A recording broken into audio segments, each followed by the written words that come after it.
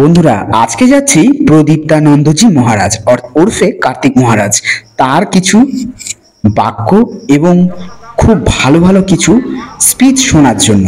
তো চলুন, বেরিয়ে পড়লাম। এই যে এটা হলো টাকি রোড। পুরো আজকে কোনো লিপসিং দেবো না, এরপরে শুনতেই পাচ্ছেন আওয়াজটা শোনা যাচ্ছে একটু একটু। চলে এসেছি শতদল ময়দান, বারাসাত শতদল ময়দানে। দেখি কি বলেন উনি। ওনার লেকচার, ওনার এক একটা কথা, ওনার এক একটা প্রবচন শোনার জন্য মনটা ভীষণ উৎকলিত হয়ে উঠছে। যদিও পুরো সমস্ত বাংলা চেনে জানে, আজকে ভালো করে আরো জানবে। উনি অসাধারণ একজন ব্যক্তির সাথে সাথে উনি একটা অসাধারণ একটা মহারাজ, দারুণ। চলুন, অনুরোধ রইল আপনাদের সকলের কাছে একটু ধৈর্য ধরে ভালো করে শুনবেন। এখানে সঞ্জয় শাস্ত্রী যে মহারাজ, তিনিও এসেছেন এবং অন্যান্য মহারাজরাও এসেছেন, তারাও বলবে। সাথে সাথে আমরা তার সবার কথাটাই শুনবো। তবে কার্তিক মহারাজটা অর্থাৎ প্রদীপ্তানন্দজি মহারাজ, তার কথাটা শুনবো। চলুন শুনে নিই। আজকের সভায় আগত উপস্থিত সমস্ত ধর্মপ্রাণ নরনারীবৃন্দ,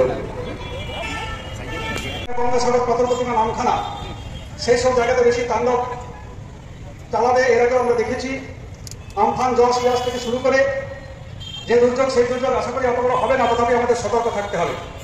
কিন্তু আজ বাংলার মধ্যে কেবল প্রাকৃতিক দুর্যোগ নয়, আজকে সনাতনী হিন্দুদের ভাগ্যার আছে দুর্যোগের ঘটনা। আমাদের আপনারা দয়া করে সভাতে যারা এসেছেন, অনেক কষ্ট হয়েছে, অনেক খরচা হয়েছে, অনেক প্রতিকূলতা আছে। যদি এখনো পর্যন্ত আমরা হিন্দুরা যদি আর 5টা কীর্তনের মতো কীর্তনিয়া কীর্তন করে যাচ্ছেন, আর এদিক দিয়ে আমরা নিজেরা পিছন দিকে, তাহলে আমাদের দুর্ভাগ্যটা আমরা মানে গঙ্গা জলে ডুববে থাকে। তাই আমি মনে করি যে এটা আগে যে ধর্মীয় সভায় আপনারা বিভিন্ন সাধু সন্ন্যাসীদের বা বিশিষ্ট ব্যক্তিরা আপনারা এসেছেন, আপনারা সমাজের ধারক এবং বাহক এবং সমাজের পরিচালক। আজকে চোখের সামনে দেখতে পাচ্ছি, আমি এবং আপনারা সকলে দেখতে পাচ্ছেন, পূর্ব প্রচারিত, পূর্ব নির্ধারিত আমাদের এই দিনটিতে পুলিশ পারমিশন সহকারে এই দিনটিতে আমাদের ভব্য আমাদের একটি অনুষ্ঠান হবে, যেখানে আমাদের বাংলার গর্ব, হিন্দু জাতির গর্ব, পরম পূজ্যপাদ স্বামী প্রদীপ্তানন্দজি মহারাজের শুভ পদার্পণ এবং তার ভাষণ হবে। তাই আমাদের বিরোধী পক্ষরা আজকে আমাদের চোখের সামনে থেকে এখান থেকে 3-4টি মিছিল নিয়ে আসছে। আমাদেরকে ভাবতে হবে, আজকে ভাবতে হবে আমাদেরকে, কেন এই দিনটি ছাড়া আর কি তোমাদের দিন ছিল না? আজকে আমাদের বাংলার ভাগ্যের কাছে এটা নিয়ে দুর্যোগের ঘটনা আমি বলছি যে বাংলাতে আজকে বাংলাকে ধর্ম আমরা নিজেরা পার্টি করে, আমরা ভেদ বিভেদ করে একে অপরের জন্য লড়াই করছি।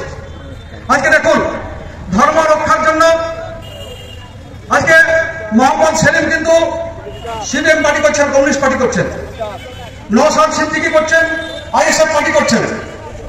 আমাদের কংগ্রেস বলুন, তৃণমূল বলুন, ফিরোজ হাকিম থেকে শুরু করে তারা কিন্তু এই বাংলার মধ্যে তারা লড়াই করছেন, কিন্তু ধর্মের দিকে কিন্তু তারা সব জায়গায় একত্র। তাদের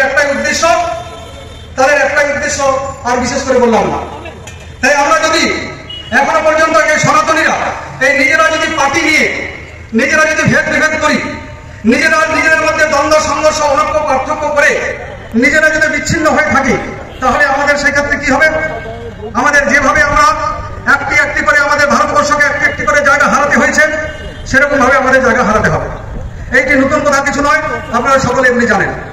আমি দক্ষিণ 24 পরগনাতে থাকি, যে দক্ষিণ 24 পরগনা হচ্ছে বাংলা তথা ভারতবর্ষের একটি তীর্থভূমি, যে গঙ্গাসাগর, যেখানে কপিলমুনি, বিষ্ণুর পঞ্চম অবতার কপিলমুনি যেখানে সাধনা করেছেন, যেখানে হাজার হাজার লক্ষ লক্ষ পুণ্যার্থী সেখানে গঙ্গা স্নান করে মুক্তি লাভের জন্য যেখানে যান।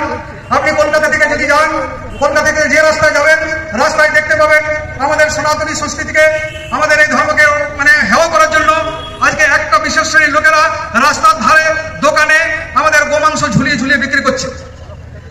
এটা আমাদের পক্ষে খুবই অপমানজনক এবং দুঃখজনক। আজকে সকাল থেকে আপনি যদি উত্তরপ্রদেশ, মহারাষ্ট্রে যদি যান বা বিভিন্ন যদি যান, সেখানে দেখবেন সকালে রামধুন চলছে, ভগবান রামলালার হনুমান চল্লিশা পাঠ হচ্ছে।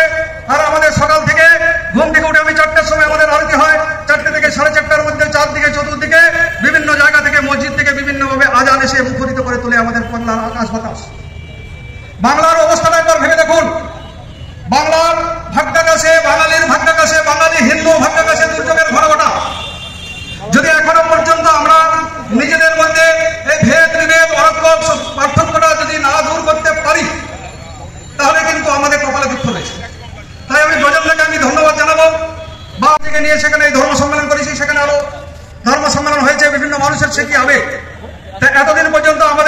জগৎগুরু স্বামী প্রণবানন্দজি মহারাজ তিনি কি বলেছিলেন? তিনি বলেছিলেন হিন্দুর বিদ্যা আছে, বুদ্ধি আছে, হিন্দুর অর্থ আছে, নাই কেবল সংহতি শক্তি। তাই সংহতি শক্তি জাগাতে পারলে হিন্দু জাতি অজেয় অমর হইয়া দাঁড়াইবে। আর পরবর্তীকালে তিনি আরেকটি কথা বলেছিলেন, যে তিনি বলেছিলেন যে আমরা লোকে অনেক শাস্ত্র পড়েছে, অনেক শাস্ত্র কথা শুনেছে, অনেক জ্ঞানগর্ভ ভাষণ শুনেছে বা দিচ্ছে, কিন্তু সমাজের মধ্যে চাই একজন উজ্জ্বল দৃষ্টান্ত, যাকে তারা আমাদের সাধুদের ভাষায় বলে আচার্য। তাই আজকে বাংলার মধ্যে আমরা এহেন একজন আচার্যকে পেয়েছি, একজন সনাতনী মুখকে পেয়েছি, সাহসী যোদ্ধাকে পেয়েছি। তো সুতরাং আমাদের হিন্দুদের মধ্যে অর্থ আছে, বিদ্যা আছে, বুদ্ধি আছে, সমস্ত কিছু আছে, আমাদের মধ্যে ছিল না কেবলমাত্র একটা মুখ। তাই আজকে আমরা মুখটাও পেয়েছি। আমি সব জায়গায় একই কথা বলি। তাই আসুন না আমরা সকলে নিজেদের মধ্যে দ্বন্দ্ব সংঘর্ষ ভেদাভেদ ভুলে রাজনৈতিক ব্যক্তিগতভাবে যারা যা করবেন করুন, কিন্তু ধর্মের স্বার্থে। আজকে আপনারা কি ভুলে যাচ্ছেন? পেহেলগাঁওয়ে আজকে যে উদ্দেশ্যে আমাদের প্রতিবাদ সভা, পেহেলগাঁওয়ে যদি আমরা সবাই বলি সন্ত্রাসীরা মেরেছে, আরে সন্ত্রাসীরা যদি মারে, আমরা যখন কোনো জায়গায় কোনো রকম আমাদের বিভিন্ন রকম পোকামাকড় বা মশা আছে, তখন কি আমরা বড় ছোট দেখে মারি নাকি? সন্ত্রাসীরা আমাদেরকে ধর্ম নির্বাচন করে মেরেছে। আর আমাদের বাংলার মধ্যে সেখানে এই শামশেরগঞ্জ, এই ধুলিয়ানে, সেখানে ধর্ম নির্বাচন করে তাদেরকে মারা হয়েছে। আজকে আমার হিন্দু বাঙালি তোমরা কি ভুলে যাবে সবাই? আজকে আমার হরগোবিন্দ দাস, চন্দন দাসকে কুপিয়ে মারা হলো। তার বিরুদ্ধে কই, যদি তোমরা যদি সর্বধর্ম সমন্বয়ে বিশ্বাস করো, যদি তোমার একই বৃন্দে দুটি কুসুমের কথা বিশ্বাস করো, তাহলে কই তোমাদের সেই প্রতিবাদের মিছিল? আজকে সনাতনীরা সেখানে মিছিল করছে, সেখানে সনাতনী একত্রিত হচ্ছে, প্রতিবাদ সভা করছে। কই তোমরা সরকার থেকে বলো আর তোমাদের সমাজ থেকে কই সেখানে তোমার এতটুকু সহানুভূতি দেখাও নি তো? যখনই তোমাদের বিরুদ্ধে, যখনই সেন্ট্রাল গভর্নমেন্ট থেকে শুরু করে ভারতবর্ষের বিভিন্ন জায়গা থেকে যখন তোমাদের বিরুদ্ধে বা আমাদের দেশকে সংশোধন করার জন্য বিভিন্ন রকম আইন পাস করা হয়, সেই আইনে তখন তোমরা বিভিন্ন জায়গাতে তোমরা মিছিল করা দরকার, ট্রেনকে জ্বালিয়ে দাও। আর আমরা তার সাপোর্ট দিয়ে থেকে আমাদের হিন্দুরা, কেননা কি একটা বিশেষ ধর্মের জন্য তাদের অধিকার নাকি খর্ব হচ্ছে। কই আমাদের হিন্দু ধর্মের যখন ভাইদেরকে অত্যাচার করা হচ্ছে, যখন তাদেরকে মারা হচ্ছে, আজকে জেনে থাকবে, আজকে এই বাংলাদেশ আমার ভারতবর্ষের অঙ্গ ছিল, সেখানে বাংলাদেশের মায়েরা, ভাইরা, বোনেরা সকলে একত্রিত ছিলেন। সুতরাং আমাদের আজকে বুঝতে হবে, আজকে আমাদেরকে চিন্তা করতে হবে যে আমরা কোন পথে হাঁটবো, কিভাবে চললে আমাদের নিজেদের অস্তিত্ব বজায় থাকবে।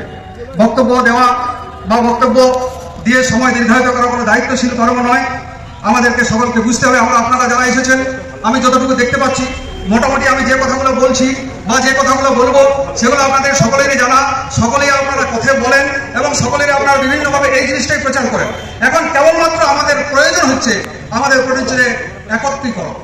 তাই একত্রীকরণের মন্ত্র যখনই আমরা দেখেছি ভগবান শ্রীকৃষ্ণ কি করেছিলেন, যখনই ধর্মের আঘাত এসেছে, তখন ভগবান শ্রীকৃষ্ণ যেমন সমস্ত শক্তিকে নিয়ে একত্রিত করে ধর্মকে রক্ষা করার জন্য, ধর্মকে বিনাশের জন্য ভগবান শ্রীকৃষ্ণ সেদিন যেমন সম্মুখ ভাগে দাঁড়িয়ে তিনি ধর্ম রক্ষা করার জন্য লড়াই করে গেছেন।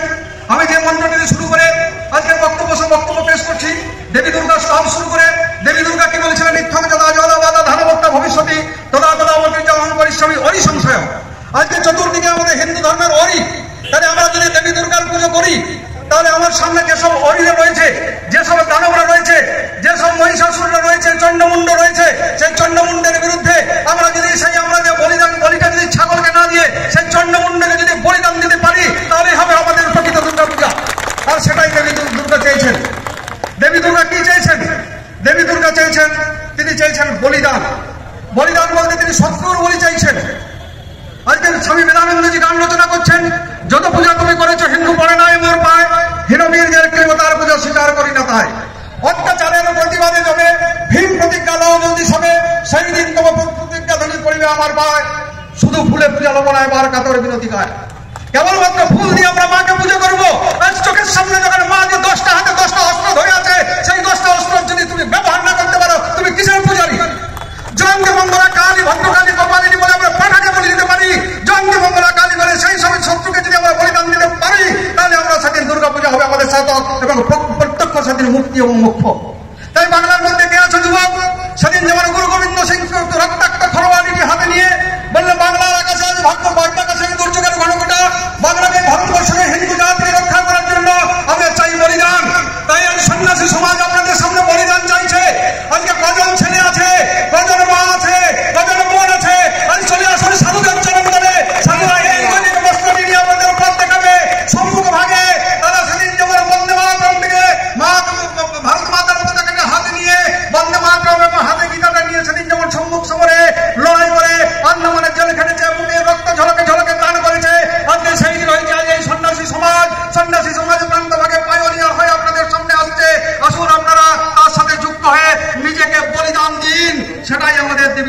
চাইছেন, সেটাই ভারত মাতা চাইছেন। ভারত মাতা কি তম হি দুর্গা প্রতাপটাকে জাগিয়ে তুলবো, আমরা বোমবাস করবো এখানে, আর ধ্বংস হবে তোমাদের সেই পরমাণু শক্তিটা। তাই আমাদের প্রয়োজন আজকে আমাদের সকলে একত্রিত হয়ে গুরু নির্দেশিত, আজকে আমাদের কি বলছে শাস্ত্রে, কি বলছে, গুরুর বাক্যম সদা সত্য। আজকে আমরা গুরু পেয়েছি স্বামী প্রদীপ্তানন্দজি মহারাজকে, আমরা অন্যান্য গুরু পেয়েছি, আমাদের পথপ্রদর্শক পেয়েছি অনেক সন্ন্যাসীগণকে। তাই আজকে কোনো পার্টি নয়, ছেড়ে দিন তৃণমূল, ছেড়ে দিন ভারত জনতা পার্টি, ছেড়ে দিন রাষ্ট্রীয় আপনার সিপিএম, ছেড়ে দিন আইএসএফ, বিভিন্ন যেসব পার্টি রয়েছে, আপনারা আসুন সন্ন্যাসীদের কথা নির্দিষ্ট এতে ধর্ম রক্ষার জন্য আপনারা সকলে একত্রিত হয়ে আজকে লড়াই করুন। জীবনটা কদিনের বন্ধু, জীবনের বলছে কি একটা সময়, হয়তো অন্যান্য সন্ন্যাসীরা রয়েছেন, জীবনের সময় অতি নির্দিষ্ট। একটা সূক্ষ্ম কথা সকলে যেন ম্যাক্সিমাম যতটুকু দেখতে পাচ্ছি সকলে মোটামুটি সবাই একটা এজেড 40-এর উপরেই, অনেকের বয়স আছে, অনেকের হয়তো কমও আছে। কিন্তু জেনে থাকবেন চেয়ারের যৌবনের মূল্য যতদিন পর্যন্ত তোমার মানে বয়স থাকবে, 40-এর পরে যৌবনের কোনো মূল্য নাই, 50-এর পরে তোমার আর সেখানে সেই রকম মানে যতই চাকচিক্যন করে তোমার যৌবন ফিরে আসবে না। 60 বছরের পরে যেমন তোমার চেয়ারের কোনো মূল্য নেই, সেই রকম ভাবে 70 বছরের পরে তোমার যেমন ঘরের কোনো মূল্য নেই, 80 বছরের পরে তোমার যেমন কোনো আর টাকা পয়সার কোনো মূল্য নেই, টাকা থাকলেও তুমি আনতে পারবে না। আর 90 বছর হয়ে যাওয়ার পরে যখন তোমার জীবিত এবং মৃত থাকা যখন তোমাদের কি বলে সমান, তো সুতরাং জীবনের সময় তো এতটুকু। তাই এতটুকু সমাজের চোখের সামনে আমাদের মা বাবারা অনেক কষ্ট করে বাংলাদেশ থেকে অনেক কষ্ট করে তারা পালিয়ে এসে হোক, লড়াই করে হোক, যেমন করে হোক, আমাদের টাইটেল ঘোষ দাস চক্রবর্তী মুখার্জি টাইটেলটা রেখে দিয়ে অন্তত পক্ষে শ্যামাপ্রসাদ মুখার্জিকে তিনি চেষ্টা করে আমাদের এই হিন্দু একটা এক খণ্ড আমাদের জমি আমাদের রক্ষা করে রেখেছেন। সেই জমিটা যদি আজও আমরা ধরে রাখতে না পারি তাহলে আমাদের জীবনটা বৃথা। আমরা কেবল কি শঙ্করাচার্যের সেই কথা বলতে চাই, কাল ও ক্রীড়তি গচ্ছত আয়ু, আমাদের কাল চলে যাচ্ছে, কাল খেলা করছে, আয়ু চলে যাচ্ছে। তাই আয়ু থাকার সাথে সাথে আমাদের বিভিন্ন রকম নিজের বিল্ডিংটি, নিজের ইমারতটি, নিজের ছেলে মেয়েদের যেমন দেখবো, তার সাথে সাথে ভারত মাতাকে রক্ষা করার জন্য, সনাতন ধর্মকে রক্ষা করার জন্য, জাতিটাকে কি বলে বাঁচিয়ে রাখার জন্য আমাদেরকে একটু সময় দিন, এইটুকুই আমার অনুরোধ। আমি এখানে কথা বলতে আসিনি, এখানে আমি শুনতে এসেছি এবং সকলের সামনে আপনাদের কাছে একটা পরিচিতি হওয়ার জন্য এসেছি। সংগঠন আমাদের প্রজন্ম বলছিলেন, সংগঠন দক্ষিণ 24 পরগনার সংগঠন আমি টুকটাক ভারত সমাজের সঙ্গে আমি করি না, পূজ্য স্বামী প্রদীপ্তানন্দজি মহারাজের নির্দেশেই সেই সব জায়গাগুলি সংগঠন হয়। স্বামীজি আমাদের একজন আইকন, তো সুতরাং আমি মনে করব আজকে সমস্ত বাংলার মধ্যে স্বামীজিকে মুখ করে, স্বামীজিকে কেন্দ্র করে আমরা যদি সমস্ত সনাতনীরা একত্রিত হয়ে আমরা লড়াইটা দিতে পারি, তাহলে সে ওখানে যেমন ফুলপুরা শরীফে যেমন আমাদের তোহা সিদ্দিকে যেমন বলছে আমাদের লড়াই করতে হবে, হিন্দুর বিরুদ্ধে মুসলমান তোমরা প্রস্তুত হও। আজকে আমি বলে যাচ্ছি স্বামী অধ্যাত্মানন্দ, আমাদেরকে লড়াই করতে হবে, আমাদের বিধর্মীদের বিরুদ্ধে লড়াই করতে হবে, হিন্দুরা প্রস্তুত হও, ঘরে ঘরে প্রস্তুত হও, এটাই আমাদের আজকে সংকল্পের দিন। তাই আজ প্রতিবাদী সভায় এইটুকুই বলে আপনাদের সামনে আমি আহ্বান করে গেলাম, আমাদের সকলের সাথে ইচ আদার পরিচয় ঘটান। সকলে আই বিলং টু ইউ, সকলে আমি তোমার আপনজন, আমি তোমার এক করে সবার সাথে সবার একটা সম্পর্ক স্থাপন করে আসুন আমরা এই অভিযানে আমরা ভারত মাতাকে অঞ্জলি দিই।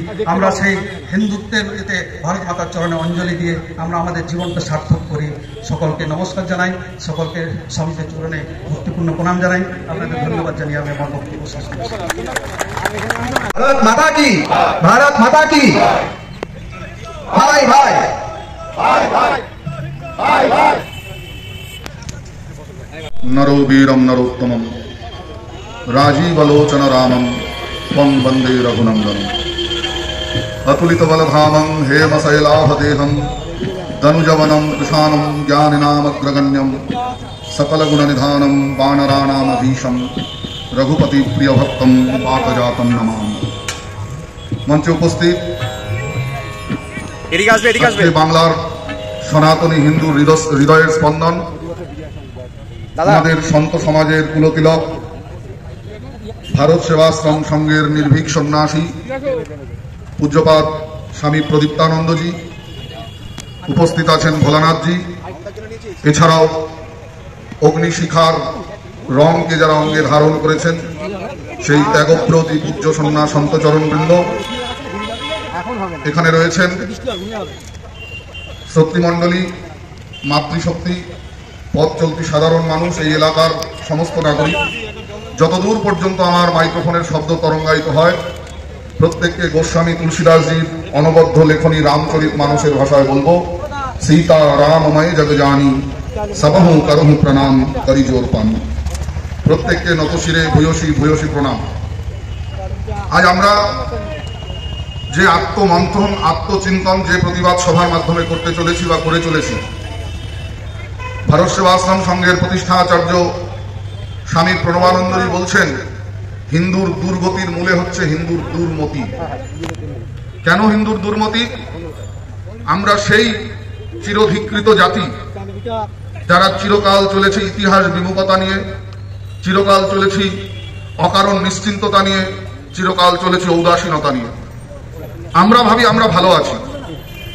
একদিন আমরা ভালো ছিলাম, ওপার বাংলায় নোয়াখালীতে আপনার আমার পূর্বপুরুষ ভালো ছিল, খুব ভাবে বেহুবাল হয়ে ধানের গোলার সামনে আলপনা দিয়ে ঘট পেতে লক্ষ্মীর ব্রত করেছেন মায়েরা, মাথা দুলিয়ে দুলিয়ে লক্ষ্মীর পাঁচালি করতেন। দোল পূর্ণিমার তিথি নির্মল আকাশ, মন্দ মন্দ বহিছে মলয় বাতাস, লক্ষ্মী দেবী বামে করি বসি নারায়ণ, বহিছে নানা কথা সুখের আলাপন। তারা ঘুণাক্ষরেও টের পেলেন না সেই দিন রাতের নামাজের পর অমোঘ বিধাতা তাদের কপালে কি দুর্দিন লিখে রেখেছে, কি পাশবিক অত্যাচারের শিকার হতে চলেছেন তারা। আমরা নিশ্চিন্ত থাকলাম। জাতির পিতা গেলেন আমাদের ক্ষতে মলম লাগাবার জন্যে, আর সেদিন জাতির পিতা বলেছিলেন, ওরা একটু উগ্র, ওরা তো সব করবেই, তোমাদের যখন ধর্ষণ করবে দাঁতে দাঁত চিপে সহ্য করবে। আমরা নিশ্চিন্তে রইলাম। দেশ ভাগ হলো ধর্মের ভিত্তিতে, শেয়াল কুকুরের মতো এক কাপড়ে পালিয়ে এপার বাংলায় এসে শরণার্থী শিবিরে আশ্রয় নিলাম। আমরা তবু ভাবলাম আমরা ভালো আছি। এবার এপার বাংলায় একের পর এক সেই নোয়াখালীর ঘটনার 15 আগে কলকাতার শহীদ মিনারে এই কমিউনিস্টদের হাত ধরেই সেদিন হাত মে বিড়ি মুহ মে পান লড়কে লেঙ্গে পাকিস্তান, সেদিন যদি ওই কলেজ স্ট্রিটের মাংস বিক্রেতা গোপাল মুখোপাধ্যায় ওরফে গোপাল পাঠা বাঙালি হিন্দুর সপক্ষে না দাঁড়াতেন, আমার মনে হয় কলকাতায় হিন্দু উচ্চারণ করার মানুষ অবশিষ্ট থাকতো না। আমরা শিখলাম না ইতিহাস থেকে, আমরা শিখলাম না আমাদের মধ্যে আসা অবতার পুরুষের থেকে, আমাদের উপাস্য দেবতার থেকে। আমাদের মধ্যে এলেন, আমরা উপাসনা করলাম ভগবান কৃষ্ণের, কিন্তু ভগবান কৃষ্ণচন্দ্রকে আমরা শুধুমাত্র রাসলীলায় নৃত্যকারী ভগবান বানিয়ে উপাসনা করলাম। খুব ভাবে বেহুবাল হয়ে নৌকা বিলাস দুর্জয় মান ভঞ্জন কীর্তন গাইলাম, কিন্তু যে ভগবান আবির্ভূত হওয়ার পরের দিন থেকে যার জীবনের সংঘাত শুরু, প্রথম শুরু হলো পুতনা বধ, যে পুতনা স্তনে বিষ মাখিয়ে ভগবানের প্রাণ হরণ করতে গেলেন, ভগবান সেই স্তন পান করে পুতনার প্রাণবায়ু হরণ করলেন। সেই ভগবান কৃষ্ণচন্দ্র যার জীবনের জন্মাবার পরের দিন থেকে সংঘাত শুরু হলো, সেই ভগবানকে আমরা কিন্তু উপাসনা করলাম না। এলেন ভগবান রামচন্দ্র, যে মর্যাদা পুরুষোত্তম ভগবান রাম, চক্রবর্তী কুল সম্রাট দশরথের তনয়, সেই চক্রবর্তী কুল সম্রাট দশরথ তনয় রামচন্দ্রের আদর্শকে আমরাও ঠিকঠাক ধারণ করলাম না। যে ভগবান রামচন্দ্র পরের দিন সূর্য উদয় হলে যার রাজ্যাভিষেক, শুনে ঘুমোতে গেলেন, পরের দিন সকালবেলা তার পিতৃসত্য পালনের জন্য বনে যেতে হচ্ছে, নির্ভীকভাবে তিনি বন গমন করলেন। আমরা সেই মর্যাদা পুরুষোত্তম ভগবানের আদর্শকে গ্রহণ করলাম না। এলেন কলিযুগ পাবনাবতার শ্রী গৌরহরি, আমরা গৌরহরিকে মোচার ঘন্ট খাওয়ার ঠাকুর বানিয়ে ফেললাম। হায় রে বাঙালি হিন্দু! আমাদের একটা বদ্ধমূল ধারণা, শ্রীমান মহাপ্রভুর ভোগরাগ হবে একটু মোচার ঘন্ট, একটু কচুর শাক আর নানান রকম নিরামিষ ব্যঞ্জন, না হলে কি ভালো হয়? খুব ভাবে বিহুবল হয়ে ভোগের কীর্তন গাইলাম, শাক শুক্তা ভাজি আরো যতেক ব্যঞ্জন, কৃপা করি গ্রহণ করো শ্রীসতী নন্দন। শ্রীমান মহাপ্রভু আপনার মোচার ঘন্টের প্রত্যাশা করেন না। যে মহাপ্রভু যেদিন ওই দুরাচারী মলয়চাঁদ কাজী নবদ্বীপে ফতোয়া দিয়েছিলেন সনাতনীদের প্রকাশ্য রাজপথে আর ধর্মাচরণ চলবে না, সেদিন আপামর নবদ্বীপবাসীকে একত্রিত করে সংকীর্তন মণ্ডলী নিয়ে শ্রীবাস অঙ্গনের গণ্ডি ভেদ করে মশাল জেলে কাজীর দরবার ঘেরাও করেছিলেন, সেই মহাপ্রভুকে আমরা চিনলাম না। সেই মহাপ্রভুকে বোকা বাঙালির ন্যাকা চৈতন্য বানালো। অথচ মহাপ্রভুর পৌরুষ প্রকাশ করতে গিয়ে শাস্ত্র বললেন, চৈতন্য সিংহের নবদ্বীপে অবতার, সিংহগ্রীব সিংহস্কন্ধ সিংহের হুঙ্কার। সেই মহাপ্রভুকে উপাসনা করলাম না। অপরাধ অনেক, এলেন স্বামী প্রণবানন্দজি। তিনি কেঁদেছিলেন বাঙালি হিন্দুর জন্য। ওরে বাঙালি হিন্দু আমার কথা শুনল না। তিনি আশীর্বাদ করলেন ভারত কেশরী শ্যামাপ্রসাদ মুখোপাধ্যায়কে, তোকে বাঙালি হিন্দুর অভিভাবক করে গেলাম। আমরা সেই মহাপুরুষদের আদর্শকে হৃদয়ঙ্গম করতে পারলাম না। এখনো আমরা ভাবের ঘরে জাবর কাটি, আমরা বোধহয় ভালো আছি। ওই মুর্শিদাবাদে হচ্ছে, আমার বারাসাতেতে কিছু হচ্ছে না। অতএব সম্প্রীতির গান গাও, দে দি হামে আজাদি বিনা খড়গ বিনা ঢাল, সবরমতি কে সন্ত তুমনে কর দিয়া কামাল। যদি বিনা খড়গ বিনা ঢালে ভারতের আজাদি আসতো, তাহলে আমার বিনয় বাদল দীনেশ কাঁচা বয়সে ফাঁসি কাষ্ঠ চুম্বন করতো না। কতগুলো মিথ্যার বেশাদি করে আমাদেরকে ধর্ম নিরপেক্ষতা নামক ঘুমের ওষুধ খাইয়ে মোহ নিদ্রায় নিদ্রিত করে রাখা হলো। যাদেরকে আপনি ভাই ভাবছেন, তারা তো আসলে তারা যেটা করছে তাদের মধ্যে সেটা হচ্ছে ধর্মযুদ্ধ। তারা ভগবানকে প্রশ্রয় দিয়েছে, ধর্মযুদ্ধে তুমি প্রাণ ত্যাগ করলে 72টা সুন্দরী নারী পাবে। আমরা কোনোদিন ভগবানকে প্রশ্রয় দিইনি। আমরা বলেছি হতো বা প্রাপসি স্বর্গম জিত্বা বা ভোক্ষসে মহিম। আমার ভারতবর্ষের ভারত মাতার বীর সন্তানরা যখন বর্ডারে বুকের ছাতি পেতে ভারত মায়ের সীমান্ত রক্ষার জন্য গুলি খায়, আর 5টা স্বাভাবিক মানুষের মৃত্যুর মতো তাদের মৃত্যু নয়, তাদেরকে বলা হয় বীর গতি প্রাপ্ত হওয়া। কোন যোগী, কোন সন্ন্যাসী, কোন ভজনশীল মানুষ যাগ যজ্ঞ পূজা অর্চনা ধ্যান জপের মধ্যে দীর্ঘদিনের অভ্যাসের মাধ্যমে যে ভগবত ধাম প্রাপ্ত হয়, একজন দেশমাতৃকার সত্যিকারের সেবক দেশমাতৃকার সীমান্ত রক্ষা করতে গিয়ে যদি বুকের ছাতিতে গুলি খায়, আমার বিশ্বাস বীর গতি প্রাপ্তির মাধ্যমে তিনি সোজা ওই যোগী সন্ন্যাসীর মতো ভগবত ধাম প্রাপ্ত হন। আমরা কিন্তু কাউকে কোনো সুন্দরী রমণীর প্রলোভন দিইনি। আমরা বলেছি হতো বা প্রাপসি স্বর্গম জিত্বা বা ভোক্ষসে মহিম। বীরভোগ্যা বসুন্ধরা স্বামী বিবেকানন্দ বলেছেন, এই পরানুকরণ পরামুখাপেক্ষার দ্বারা তুমি বৃহৎ কিছু করবে, এই আশা রেখো না। অতএব যারা আমার কথা শুনছেন, এখনো সামান্য প্রলোভন দেখে বেরিয়ে স্বধর্ম রক্ষার জন্য সোচ্চার হন। আমরা সেই বাঙালি। আমার ধর্মের ঠাকুরকে গানের মধ্যে অপমান করা হয়, মাই হে কলঙ্কিনী রাধা, কদম গাছে পয়সা আছে কানু হারামজাদা। গানের লিরিকটা যদি অন্য কিছু হতো না, কদম গাছে পয়সা আছে আরব সাম্রাজ্যবাদের ওই হারামজাদা, তাহলে দেখতেন এতক্ষণে সারা দেশে আগুন লাগবে। আমরা সহ্য করি, কারণ বোকা বাঙালি হিন্দুর দেবী দেবতা নিয়ে যা খুশি তাই বলা যায়, যা খুশি বিকৃতি করা যায়। এটা আমাদের দুর্ভাগ্য। বাংলার মাটিতে যদি নিজের অস্তিত্ব বাঁচাতে হয়, এখনো ঘরে ঘরে প্রস্তুত হন, সোচ্চার হন। তা যদি না হন, আগামী 10 বছরে ওই ইন্ডিয়ান মিউজিয়ামে কাচের ঘরে মনুষ্যাকৃতি কিছু রাখা থাকবে। হতবাক ছোট্ট শিশু দাদুর হাত ধরে গিয়ে বলবে, ওরা কারা মানুষের মতো দেখতে? দাদুটি বলবে, ওরা হিন্দু বাঙালি, স্বধর্ম রক্ষার জন্য বিষম পরিস্থিতিতে ওরা কোমর সোজা করে বুকের ছাতিটা টান করে সোচ্চার হতে পারেনি, তাই আজকে ইন্ডিয়ান মিউজিয়ামে সংরক্ষিত। বাড়ির মা বোনকে যদি গনিমতের মাল করতে না চান, যুবক ভাইদের বলছি, তোমার বাড়ির মা বোনকে যদি গনিমতের মাল হিসাবে দেখতে না চাও, এখনো স্বধর্ম রক্ষার জন্য যত্নবান হও, সোচ্চার হও। তা যদি না করতে পারো, তাহলে সামনের দিন খুব ভয়াবহ, অত্যন্ত ভয়াবহ। স্বামীজিরা বলবেন। আমি এই বলে আপনাদের কাছ থেকে বিদায় নিচ্ছি। আমরা সবাই যার কথা শুনবার জন্য অধীর আগ্রহে অপেক্ষা করে আছি, তিনি আমাদের মধ্যে আছেন, তিনি আরো বিশদে বলবেন। ভালো থাকবেন, নমস্কার। শরণ্যে ত্রম্বকে গৌরী নারায়ণী নমস্তুতে। সৃষ্টি স্থিতি বিনাশানাং শক্তিভূতে সনাতনে গুণাশ্রয়ে গুণময়ে নারায়ণী নমস্তুতে। শরণাগত দীনার্থ পরিত্রাণ পরায়ণে সর্বস্বার্থী হরে দেবী নারায়ণী নমস্তুতে। নমঃ শিবায় শান্তায় কারণত্রয় হেতবে নিবেদয়ামি চতমানম ত্বং গতিম পরমেশ্বরঃ। রামায় রামচন্দ্রায় রামভদ্রায় বেধসে রঘুনাথায় নাথায় সীতয়া পতয়ে নমঃ। বসুদেব সুতং দেবং কংসচানুরমর্দনম দেবকী পরমানন্দম কৃষ্ণং বন্দে জগদ্গুরুম। অহিকুটিং প্রেম ঘনদিব্যমূর্তিম আচার্য রূপং প্রণবং নমামি। আজকে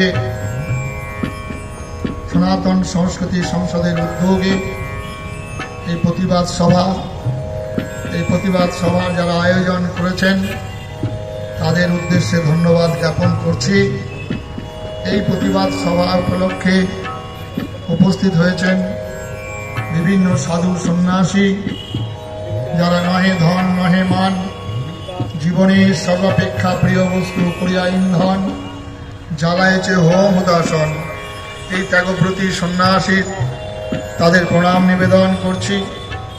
যারা নিজের শ্রাদ্ধ নিজে করে বিরজা হোম করে সন্ন্যাসী হয়েছেন, যে সন্ন্যাসীরা যুগে যুগে ভারতবর্ষের ধর্ম সংস্কৃতির ধারক বাহক রূপে উপস্থিত হয়েছিলেন, আজকে বর্তমান ভারতবর্ষের ঘোরতর দুর্দিনে এমনইতর সাধু সন্ন্যাসীরা আজকে পথে নেমেছেন।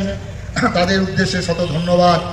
সনাতন সংস্কৃতি সংসদ তৈরি হয়েছিল পশ্চিমবঙ্গের প্রথম। আমরা গীতা পাঠকে কেন্দ্র করে নবদ্বীপ ধাম, যে নবদ্বীপে মহাপ্রভুর আবির্ভাব, যে নবদ্বীপের প্রতি ধূলিকণায় মহাপ্রভুর স্মৃতি বিজড়িত, সেই নবদ্বীপ ধামে আমরা সংকল্প গ্রহণ করেছিলাম 5000 কণ্ঠে শ্রীমদ্ ভগবদ্ গীতা পাঠ হবে। প্রভূত ইস্কনের সহযোগিতায় এবং জগদ্ধাত্রী প্রভুর আন্তরিক সহযোগিতায় সেখানে পাঠ পূর্ণ হয়েছিল। 5000 থেকে প্রায় 6000-এর উপরে মানুষ হয়েছিল। পরবর্তীকালে আমরা সংকল্প গ্রহণ করলাম যে আমরা ব্রিগেড প্যারেড গ্রাউন্ড, যেখানে আমাদের বাংলার মধ্যমণি, যে মাঠে রাজনৈতিক সমাবেশ হয়, যে মাঠে রাজনৈতিক প্রতিহিংসা, রাজনৈতিক শক্তি প্রদর্শনের জন্য সেখানে মানুষ আমদানি করা হয়, সেই জায়গায় আমরা সংকল্প গ্রহণ করলাম। আমি ছিলাম সভাপতি রূপে, সম্পাদক ঋষা প্রেম মন্দিরের স্বামী নির্গুণানন্দজি মহারাজ, সহ সম্পাদক পূজ্য গৌরী, আমাদের গৌরীয় মঠের উদ্ধারণ মঠের বন্ধু গৌরব মহারাজ, জগদ্ধাত্রী মহারাজ, আর আমাদের হিন্দু সংহতির ব্রজেন্দা এখানে উপস্থিত আছেন। আরও কয়েকজন মিলে আমরা মিটিং করলাম যে কলকাতার বুকে ব্রিগেড প্যারেড গ্রাউন্ডে লক্ষাধিক লোক নিয়ে আমরা গীতা পাঠের আয়োজন করব। সেখানে আবেদন করেছিলাম, অর্থবল নেই, আপনারা নিজেরা নিজের পকেটে পয়সা খরচা করে সনাতন ধর্ম রক্ষার তাগিদে, সনাতন ধর্মের টানে আপনারা সেখানে উপস্থিত হবেন। আমরা অবাক হয়েছি, সরকারের বিরোধিতা ছিল, সেই দিনই ঘোষণা করেছিল স্টেট পরীক্ষা। আমরা আবেদন করেছিলাম, আমাদের আবেদনে কর্ণপাত করেননি। প্রশাসনের অন্য কোনো সহযোগিতা আমরা পাইনি।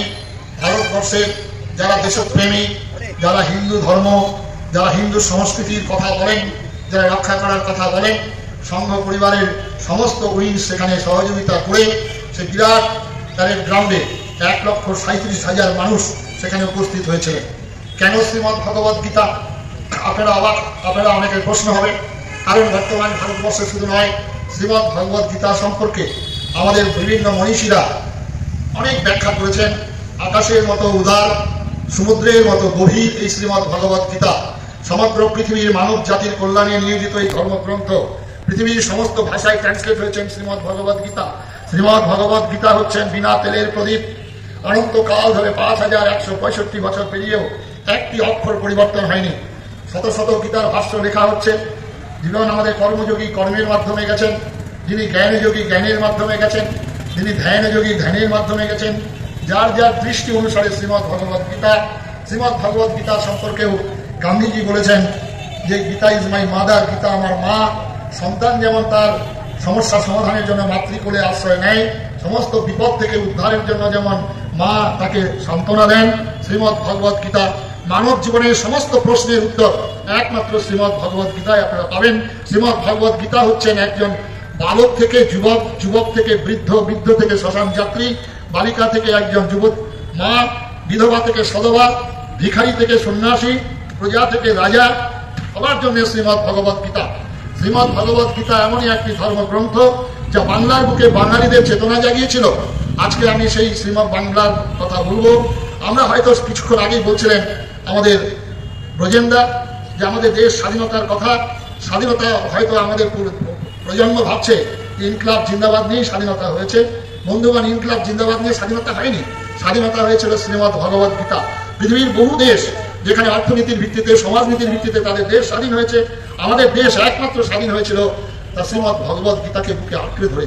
তাই তো বলতে পেরেছিল, ওই ব্রিটিশ কি দেখা ভয়, ও ভয়ে কম্পিত নয় আমার হৃদয়।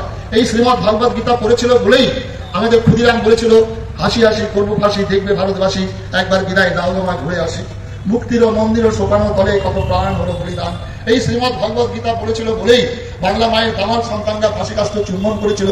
এই শ্রীমৎ ভগবত গীতা পড়েছিলই বলে বুকে তাজা রক্ত ঝলকে ঝলকে ঢেলে দিয়ে বলেছিল, এই ব্রিটিশ কি দেখাও ভয় ভয়ে কম্পিত নয় আমার হৃদয়। এটা শ্রীমৎ ভগবত গীতা। এই শ্রীমৎ ভগবত গীতা আমাদের যখন মুর্শিদাবাদ বলছি, মেদিনীপুর জেলার সেখানে প্রদ্যুৎ ভট্টাচার্য, তিনি ওখানকার ডিস্ট্রিক্ট ম্যাজিস্ট্রেটকে হত্যা করেছেন, তার ফাঁসি হবে।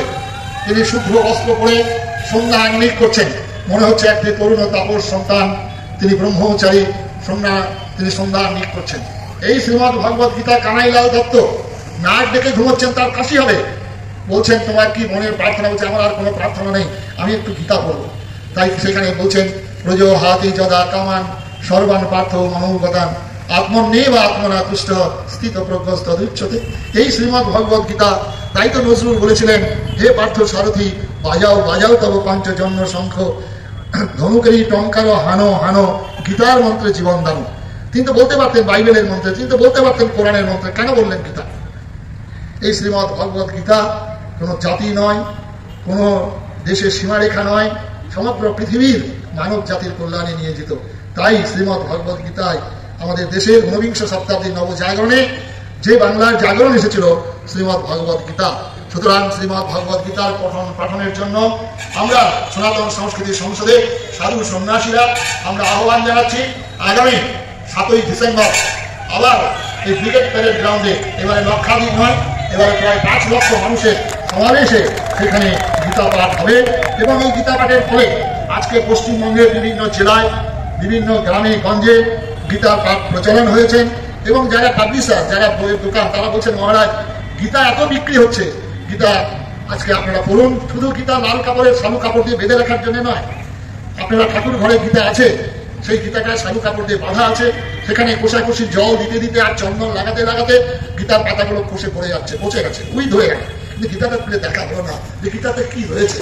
তাই আমি আবেদন করব, এই গীতা পাঠ যেমন আমরা সামিল হব, তেমনি ঘরে ঘরে বর্তমান যে অবস্থা, এই অবস্থার পরিপ্রেক্ষিতে ঘরে ঘরে গীতা পাঠ খুব অতি জরুরি হয়ে পড়েছে। তাই আমরা রাজনীতির ছেড়ে আমাদের সমস্ত সাধু সন্ন্যাসী, আমাদের বিভিন্ন মঠ পথ পন্থী সবাই আসুন শ্রীমৎ ভগবত গীতায়। এবারে আমরা যে বাঙালি, যে বাংলার আজকে দুরবস্থা, তার কথা চিন্তা করছিলাম স্বামীজিদের বক্তব্যের মধ্য দিয়ে। কেন এই বাংলার দুর্গতি? যে বাংলার আন্দোলনে, স্বাধীনতার আন্দোলনে বাংলার যে ভূমিকা, বাংলার যে ত্যাগ, আন্দামান জেলে যাওয়ার জন্য আজকে টিভি যারা এখানে আছেন, এখানে বিভিন্ন মিডিয়া চ্যানেল আছেন, মিডিয়া চ্যানেলেও এখন যদিও বাংলাদেশের এই ঘটনার পরিপ্রেক্ষিতে সমস্ত মিডিয়ারা বাংলাদেশের হিন্দুদের প্রতি যে অত্যাচার তুলে ধরেছেন, সর্বোপরি যে আজকে পহেলগাঁওতে যে ঘটনা ঘটেছে মিডিয়ারা যেভাবে তুলে ধরেছেন, আপনাদের সে ধন্যবাদ। বিশেষ করে এবিপি আনন্দ, তারা তো কোনোদিন এইরকম কথা বলেননি, সেখানেও দাঁড়িয়ে এমনভাবে বলছেন আজকে আন্দামান পহেলগাঁওয়ের ঘটনা। আজকে যে বাংলা কখনো মাথা নিচু করেনি কারো কাছে, এই বাংলার বাঙালির আজকে দুরবস্থার কারণ কি? আমরা কি পাপ করেছিলাম? ভগবান রামচন্দ্রকে 14 বছর বনে যেতে হয়েছিল তার পিতার জন্য, পিতার সত্য রক্ষার একটা কথা। কিন্তু পিতা যে তার দ্বিতীয় মাকে যে প্রতিশ্রুতি দিয়েছিল, সেই প্রতিশ্রুতি রক্ষার জন্য পিতা সেই রাজ কার্যে আসতে পারেনি, রাজ্যাভিষেকে উপস্থিত হতে পারেননি, অংশগ্রহণ করতে পারেনি। তার ফলে রামচন্দ্রকে 14 বছর বনে যেতে হয়েছিল। মহাভারতে আমরা দেখলাম পঞ্চ পাণ্ডবরা জুয়ো খেলেছেন, নিজের স্ত্রীকে সেখানে বন্ধক দিয়েছেন পাশা খেলায়। তাদের পাপের ফলে যে অবস্থা হয়েছিল পাণ্ডবদের এবং তাদের শ্রেষ্ঠ শ্রেষ্ঠ সন্তান, তাদেরকে সেখানে প্রাণ বিসর্জন দিতে হয়েছিল, তবেই সেই রাজ্য উদ্ধার হয়েছিল। আজকে আমরা পশ্চিমবঙ্গের যে শ্রেষ্ঠ বাঙালি, সেই বাঙালি নেতাজি সুভাষচন্দ্র বোস। এই নেতাজি সুভাষচন্দ্র বোসের জীবন, যার ইতিহাস আপনারা সবাই জানেন, যে যিনি যখন এলগিন রোড থেকে বেরিয়ে যাবেন, গাড়িতে উঠেছেন, এমন সময় আবার গাড়ি থেকে নেমে এলেন। তার দেহরক্ষী, ছদ্মবেশী দেহরক্ষী বলছেন, এই চরম বিপদের সময় আপনি কেন গাড়ি থেকে নেমে এলেন? গাড়ি থেকে নেমে গিয়ে সোজা ঘরে গেলেন। সেখান থেকে তার সর্বক্ষণের জপের মালা আর পকেটে মা চন্দ্রিকার মূর্তি ছেড়ে এসেছিলেন। জিজ্ঞাসা করছেন, বলছেন যে আমি আমার জপের মালা আর মা চন্ডিকার কালিকা মূর্তিটা আমি ভুলে এসেছিলাম। এ হেন নেতাজি সুভাষ, যে নেতাজি আজাদ হিন্দ বাহিনী লড়াই করছেন, অসম লড়াই রেঙ্গুনে, সেখানে বোম্পিং হচ্ছে, একটি ছেলে সমস্ত দেহ থেকে রক্ত চলে যাচ্ছে, ছেলেটিকে নিয়ে যাবে বিশ্রামের নিরাপদ জায়গায়। তখন বলছে তোমরা গিয়ে বলো নেতাজি আমাদের বলেছেন তোমরা আমাকে রক্ত দাও, আমি তোমাদের স্বাধীনতা দেব। আমার দেহের সমস্ত রক্ত উজাড় করে দিয়েছি, দেশ ও মাতৃকা এখন স্বাধীন হবে তো? এ হেন নেতাজি সুভাষ অভ্যন্তরে ভগ্ন মন্দিরে গিয়ে তিনি চণ্ডী পাঠ করছেন, মায়ের মূর্তির সামনে ধ্যানস্থ হয়ে প্রপন্নার্থী হয়ে প্রসীদ প্রসীদ মাত জগত কিলস্য প্রসীদ বিশ্বেশ্বরী পাই বিশ্বম ত্বামেশ্বরী দেবী চরাচরস্য আধারভূতা জগস্তমেহিকা সর্বস্থিতয়া তৈতৎ, এই বলে তিনি চণ্ডী পাঠ করছেন। এ হেন নেতাজিকে আমরা তৈজকি কুত্তা গাধা টুপি পরিয়ে আমরাই বাঙালিরা রাস্তায় রাস্তায় মিছিল করেছিলাম, তার ফল ভোগ করতে হবে না? আজও আমরা জানতে পারলাম না নেতাজির জন্মদিন, আমরা জানলাম মৃত্যু রহস্য আজও জানলাম। এই নেতাজিকে নিয়ে এখন তো অনেক রকম বক্তব্য হচ্ছে। নেতাজি যখন বক্তব্য রাখছিলেন, নেতাজি যে সময়কালটা কাল টিভিতে একজন বিসর্জন করছিল হিন্দু মুসলমানের মিলনের জন্য, আরে তখন নেতাজি সুভাষের 40 সালে দেশের যা পরিস্থিতি, আপনারা যে কোনো বক্তব্য যে কোনো চিন্তা, দেশ কাল পাত্র, তখন দেশ ছিল কি, কাল ছিল কি, পাত্র ছিল কি, তখন নেতাজি এই কথা বলেছিলেন। নেতাজি কখনো মিলনের কথা যখন বলেছিলেন, তখন নেতাজির এই সময়টা, তখন তো মিলনের কথা, উভয় সম্প্রদায়ের মিলনের কথা তিনি বলতেই পারতেন। আরেকজন বললেন নেতাজি যাচ্ছিলেন, একজন নেতাজিকে গুলি করছে, কোথায় আছে, কোন ইতিহাসে আছে, গুলি করছে, একজন মুসলমানকে সামনে মুখ চেপে দেবেন, এইভাবে আমাদের বিভ্রান্ত করছেন। শুধুমাত্র আন্দামান জেলটা যাবেন, আপনাদের অনুরোধ করবো আন্দামান জেল এবং এখানে যে যাদবপুর বিশ্ববিদ্যালয় আছে, যাদবপুর ইউনিভার্সিটি, সেখানে সূর্য সেন মঞ্চ আছে, সূর্য সেন মঞ্চে যাবেন, সেখানে বিপ্লবীদের নামগুলো দেখবেন, তাদের বয়স কত, সেখানে যে নামগুলো আছে আন্দামান সেলুলার জেলে, সেখানে যারা বলেন উভয় সম্প্রদায়ের সম্মিলিত শক্তি নিয়ে আমাদের দেশ স্বাধীন হয়েছিল, কত বড় মিথ্যা, কত বড় ভণ্ডামি। আজকে সেখানে গেলে আপনারা প্রমাণ পাবেন যে সেখানে আন্দামান জেলে সর্বপ্রথম আছেন 135 জন বাঙালির নাম, ঘোষ, চ্যাটার্জি, গুহ, সেন থেকে নাম, তারপরে আছে মহারাষ্ট্র, তারপরে পাঞ্জাব, আর আসাফুল্লাহ খান একজনের নাম আছে, তিনিও স্বাধীনতার জন্য নয়, অন্য কোনো কারণে হয়েছিল। তাই বন্ধুগণ যারা বলেন তাহলে দেশটা তো ভাগ হয়েছিল আমাদের 41% না 52%, তাহলে স্বাধীনতার আন্দোলনে, দেশ ও মাতৃকার মুক্তির আন্দোলনে, তাহলে তাদের সংখ্যাটা তো অন্তত 100 জন হওয়ার কথা ছিল, কিন্তু 100 জন হয়নি। তারা কোনোদিন ভারতবর্ষে ভারত ভাগ করে তারা গ্রহণ করেনি, তারা প্রত্যেক ভারতবর্ষে অপবিত্র ভূমি করেছেন, না পাক ভূমি করেছেন, আর পাক ভূমি দেশটাকে ভাগ করে নিয়েছেন। এটাই আজকে যারা আজকে ওই আপনার মিডিয়ার চ্যানেলে যারা বলছেন আমরা বাঙালি, আমাদের এখানে সংবিধান, আমাদের ধর্ম নিরপেক্ষতা, আমরা থাকতে, আমরা বেঁচে থাকতে কোনোদিন পাকটাকে ভাগ হতে দেবো না। আরে তার বাপকে জিজ্ঞাসা করেন, তার 1947 সাল তারা কোথায় ছিল? তোমার বড় বড় বাপরা দেশটাকে রক্ষা করতে পারেনি। এই মিডিয়ার চ্যানেলে যারা আজকে ছোটরা আজকে বলছেন যে দেশ স্বাধীনতার জন্য প্রাণ দিয়েছিল ওই সম্প্রদায়, যারা আমরা বাঙালি যতদিন থাকবো ততদিন আমরা দেশ ভাগ হতে দেবো না। আরে 1947 সালে যে এরকম বড় বড় কথা বলেছিলেন, কারা বড় বড়? তুমি তো আজকে আমরা ছোটরা পশ্চিমবঙ্গে আজকে লাল ঝান্ডা বানা, আজকে বড় বড় ব্যাগ কানে ঝুলে বেড়াচ্ছ, আর তোমরা সেদিন বলেছিল পাকিস্তানের দাবি মানতে হবে, তবে দেশ স্বাধীন হবে, এই শহীদ মিনারে দাঁড়িয়ে, আর তোমরা আজকে এই কথা বলছো। আজকে তার বলুন, সেদিন জওয়াহরলাল নেহরু তোমার থেকে অনেক বড় নেতা ছিলেন, তিনি তো আমাদের স্তোত্র বাক্য দিয়েছেন, demand for Pakistan, it is fantastic nonsense. তোমাকে নিয়ে বলো গান্ধীজিকে, অনেকে বলেন মহাত্মা, মহাত্মা বলতে একটু অসুবিধা আছে, অনেকে তার ব্যাখ্যা বলেন দুরাত্মা, আমি সেটা বলবো না, আমি সন্ন্যাসী, আমি মহাত্মাই বলবো। তিনি বলেছিলেন যে কি বলেছিলেন তিনি, coming Pakistan shall come on my dead body. আজকে তারা কোথায় গেলেন? আজকে তাদের কথা মানা হলো না। আমাদের রবীন্দ্রনাথ ঠাকুর, তিনি তো এখানে গান লিখেছিলেন 1905 সালে বঙ্গভঙ্গ আন্দোলন, বাংলার মাটি, বাংলার জল, বাংলার ফল, বাংলার ঘরে যত মা ভাই বোন এক হোক, এক হোক, 1905 সালে বঙ্গভঙ্গ আন্দোলন রোধ করেছিলেন। কিন্তু এই রবীন্দ্রনাথ ঠাকুর 1906 সালে যে বীজ রোপণ হয়েছিল, বীজ ও বৃক্ষ, সেটা ময়ূর রূপে প্রকাশিত হলো 1916 সাল থেকে 1932 সাল। এই রবীন্দ্রনাথ ঠাকুর তিনি কবিতা লিখেছেন, দিবে আর নিবে, মিলাবে আর মিলিবে, যাবে না ফিরে ভারতের মহামানবের সাগর তীরে। তিনি কবিতা লিখেছেন, হেথায় দাঁড়ায় দুবাহু বাড়াই নবীন দেবতার কথা বলেছেন। কিন্তু এই কবিগুরু রবীন্দ্রনাথ বাধ্য হলেন তখন কবিতা লিখতে। সেই কবিতাটিকে স্মরণ করে দিতে চায় আজকে বাঙালি হিন্দু। তিনি কি বললেন? নারীরা চারিদিকে ফেলেছে বিষাক্ত নিঃশ্বাস, শান্তি ললিত বাণী শোনাইবেন ব্যর্থ পরিহাস, দানবের সাথে সংগ্রামের তরে প্রস্তুত হতে হবে ঘরে ঘরে, প্রস্তুত হতে হবে ঘরে ঘরে। কে বলছেন? রবীন্দ্রনাথ। আজকে আমরা বাঙালি, আমাদের বিশ্বাসঘাতকতার ইতিহাস। আজকে বলছিলেন সঞ্জয় শাস্ত্রীজি মহাপ্রভুর কথা। এই মহাপ্রভুকে আমরা শুধুমাত্র মাল্লি মাল্লি কলসি কানা বলে সাজিয়ে রাখলাম। এই মহাপ্রভুর সম্পর্কে আমরা নানা রকম বিদ্রুপ সমালোচনা করেছি। আমরা রবীন্দ্রনাথ ঠাকুরের সম্পর্কে বর্জুয়া কবি শুধু বলে নাই, রবীন্দ্রনাথ দুঃখ করে লিখতে হবে যে মনে হয় আমার নাই হিসাবে। আজকে বিবেকানন্দকে নিয়ে যারা নাচানাচি করছি আমরা, এই বাঙালিরা বিবেকানন্দকে কোনো সাহায্য করিনি। এই বিবেকানন্দকে সেখানে উপস্থিত ছিলেন চিকাগো শহরে যারা সেই ধর্মসভায়, আরো 3 জন বাঙালি ছিলেন, তারা পরিচয় পর্যন্ত দেননি এই বিবেকানন্দ। আর এই বিবেকানন্দকে নিয়ে তিনি আমাদের যখন বলা হয় বিবেকানন্দ শুধুমাত্র হিন্দু বলে বলেননি, হিন্দু পরিচয় নয়, বিবেকানন্দ ভারত প্রেমিক নয়, বিবেকানন্দ বিশ্বপ্রেমিক ছিলেন। আরে বিবেকানন্দ চিকাগো শহরে দাঁড়িয়ে তিনি বলছেন আমি এসেছি সর্বাপেক্ষা প্রাচীন সন্ন্যাসী সমাজের পক্ষ থেকে, আমি এসেছি কোটি কোটি হিন্দু নরনারীর পক্ষ থেকে, আমি এসেছি সর্বধর্মের জননী স্বরূপা সনাতন হিন্দু ধর্মের পক্ষ থেকে আপনাদেরকে অভিনন্দন জ্ঞাপন করতেছি, আপনাদের ধন্যবাদ জ্ঞাপন করতেছি, আপনাদেরকে কৃতজ্ঞতা জ্ঞাপন করতেছি। এই স্বামী বিবেকানন্দ তিনি বলছেন I am proud call my self Hindu, আমি নিজেকে হিন্দু বলতে গর্ববোধ করি। আর সেই মিশনের গৈরিক বস্ত্রের একদল সন্ন্যাসী তা বলে আমরা হিন্দু নই। এই বিবেকানন্দ যখন বলেছিলেন, যখন চিকাগো শহরে যাচ্ছেন জাহাজে চেপে একজন সাহেব হিন্দু ধর্ম সম্পর্কে নিন্দা করছেন, সমালোচনা করছেন। সাহেব তখন বিবেকানন্দ হাত জোর করে সাহেবকে বললেন আমার হিন্দু ধর্মের মহানতা, আমার হিন্দু ধর্মের উদারতা, আমার হিন্দু ধর্মের বিশ্বজনীন আদর্শ তুমি কিছুই জানো না, কেন শুধু শুধু আমার ধর্ম সম্পর্কে নিন্দা করছো? বিবেকানন্দ তখন বলতে দিতে পারতেন পাগলে কিনা বলে ছাগলে কিনা খায়, বিবেকানন্দ বলতেই পারতেন হাতি চলে বাজার মে কুত্তা বুকে লাখ হবে, বিবেকানন্দ বলতেই পারতেন যতবার ততবার তার গুরুকে স্মরণ করতে পারতেন। বিবেকানন্দ বললেন না না, জামার আস্তিকটা গুটালেন, you want more long the see, তুমি আর একবার জননী সত্য আমার ধর্ম সম্পর্কে নিন্দা করো, হ্যাঁ খুশিতে তোমাকে সমুদ্র জাদু করবো।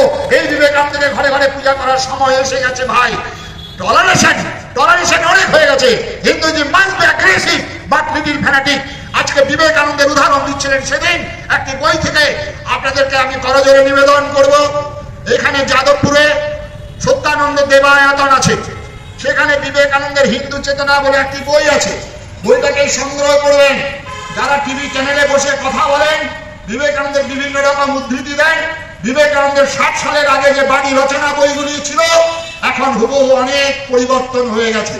তাই ওই বইখানে একবার আপনারা পড়বেন।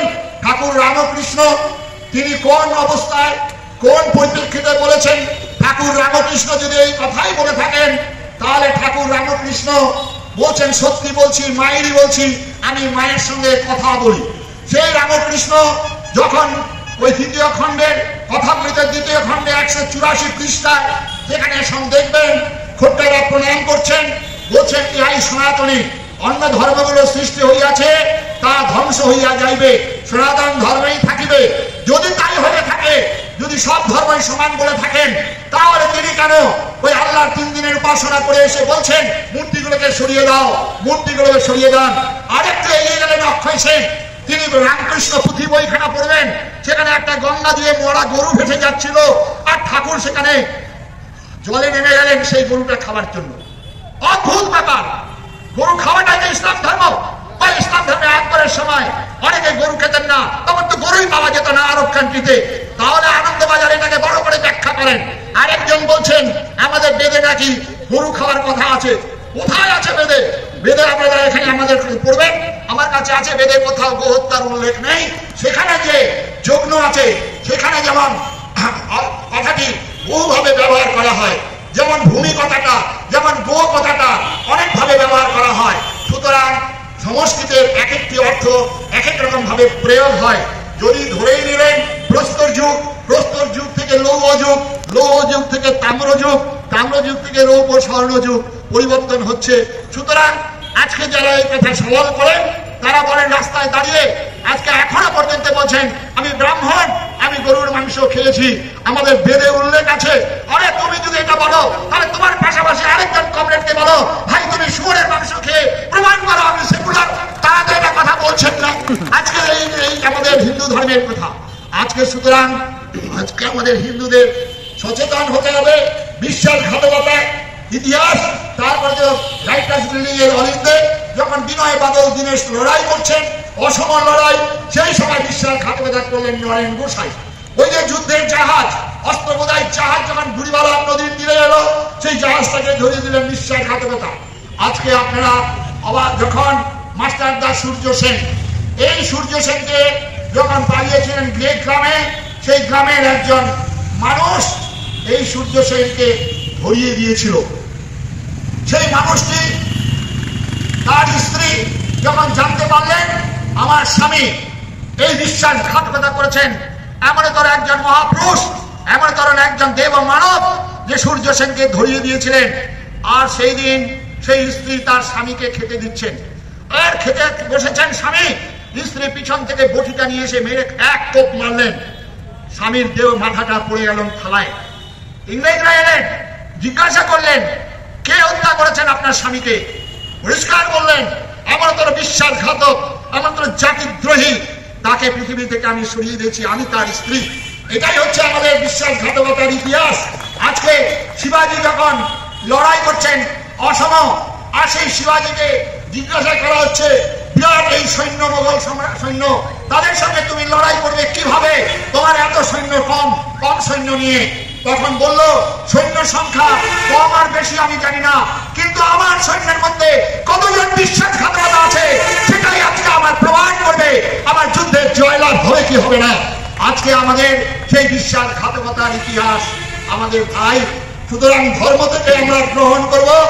আজকে বলছিলেন সঞ্জয় শাস্ত্রীজি এবং আমাদের বন্ধু গৌরব মহারাজ, পৃথিবীতে ধর্ম হচ্ছে একটি, এটাই আমাদের বিভ্রান্তকর কথা। ধর্ম কখনো দুটি হতে পারে না, ধর্ম কখনো বহু হতে পারে না। ধর্ম একটি, সমস্ত পৃথিবীর মানব জাতির কল্যাণে নিয়োজিত যে ধর্ম, আর যে ধর্ম সৃষ্টি হইয়াছে হাজার হাজার বছরের তপস্যা মুনি ঋষিদের দ্বারা, পশু থেকে কি করে মানব হবে, মানুষ থেকে কি করে দেবতা হবে, সেই পথকে যারা নির্ধারণ করেছেন তার যে নীতি নিয়ম, সেটাই হচ্ছে সনাতন ধর্ম। সুতরাং এই জগতে দুটো ধর্মের বসবাস, একটা হচ্ছে ধর্ম আর একটা হচ্ছে অধর্ম। এই ধর্ম এবং অধর্মের কখনো সমন্বয় হয় না। আজকে যারা এখানে আছেন, যারা শিক্ষিত বাঙালি, যারা আজকে এখানে বৈষ্ণব ভাগবত পাঠকরা, তাদের উদ্দেশ্যে বলি, শ্রীমৎ ভগবত গীতায় ভগবান শ্রীকৃষ্ণ যে প্রতিশ্রুতি দিয়েছিলেন, সবাই আপনারা গীতা পড়ুন আর না পড়ুন, এই শ্লোকটা হয়তো আপনারা সবাই জানেন। কি সেই শ্লোকটা? পরিত্রাণায় সাধুনাং বিনাশায় চ দুষ্কৃতাং ধর্ম সংস্থাপনার্থায় সম্ভবামি যুগে যুগে। কি কথাটা ব্যবহার করেছেন? কি জন্য তিনি আসেন? তিনি আসেন তিনটি কাজের জন্য। একটি কাজ হচ্ছে যেখানে অধর্ম প্রাদুর্ভাব হবে, আর সেখানে ধর্মের স্থাপন করার জন্য পুনঃ, আর যারা দুষ্ট, যারা অসুর, যারা দানব, তাদেরকে বিনাশ করার জন্য আমার আবির্ভাব। আর বিনাশ কথা যখন ব্যবহার করা হয় তখন নৌকা বিলাস হয় না, বিনাশ কথাটা মারা চন্দনের মধ্যে দেওয়া হয় না। বিনাশ কথাটা ব্যবহার করতে গেলে শক্তি শক্তি শক্তি শেষ কথা। তাই তো ভগবান কৃষ্ণকে কৌরব সভায় একদল ছিলেন অধর্ম, একদিকে অধর্ম, একদিকে অধর্ম, লড়াই করতে হয়েছিল। কৃষ্ণ জন্ম থেকেই বলছিলেন সঞ্জয় শাস্ত্রীজি, তাকে লড়াই করতে হয়েছিল। সুতরাং তাহলে তো কৃষ্ণে তো তিনি সর্বশক্তিমান, কৃষ্ণ তো ভগবান, কৃষ্ণ তো সর্বজ্ঞ, তার ইচ্ছা ছাড়া ধুলিকণা ওড়ে না, গাছের পাতা নড়ে না।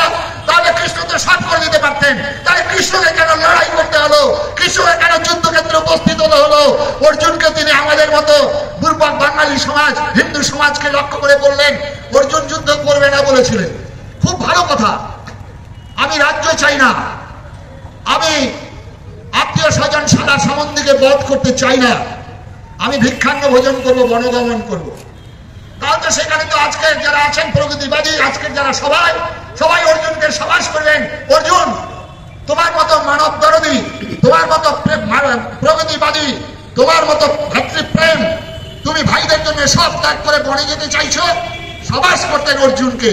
কিন্তু ভারত আত্মা ভগবান কৃষ্ণ ওখানে এসে দাঁড়িয়ে বললেন অর্জুন তুমি ন্যাকামি করো না, তুমি ভণ্ডামি করো না। প্রথম কৃষ্ণ বলছেন ক্লৈবং মাসমা গম পার্থ নৈতয় পদ্ধতে ক্ষুদ্রং হৃদয়ং দৌর্বল্যং ত্যক্ত উদ্দিষ্ট পরং তপঃ অথবা প্রাপ্স্যসি স্বর্গং জিত্বা বা ভাস্যসি মহিম অথবা চেত্তাইমাং ধর্মং সংগ্রামং করিষ্যসি। কি বললেন ভগবান হিন্দুর? তিনি বললেন ওঠো, জাগো, অস্ত্র হাতে নাও, যুদ্ধ করো। অন্যায়ের বিরুদ্ধে ন্যায়কে প্রতিষ্ঠা করা, অসত্যের বিরুদ্ধে সত্যকে প্রতিষ্ঠা করা, অধর্মের বিরুদ্ধে ধর্মকে প্রতিষ্ঠা করা তোমার প্রাপ্য রাজ্য। সেই রাজ্যকে উদ্ধার করবার জন্য তোমাকে কখনো ছল, কখনো কৌশল, কখনো বল প্রয়োগ করতে হবে।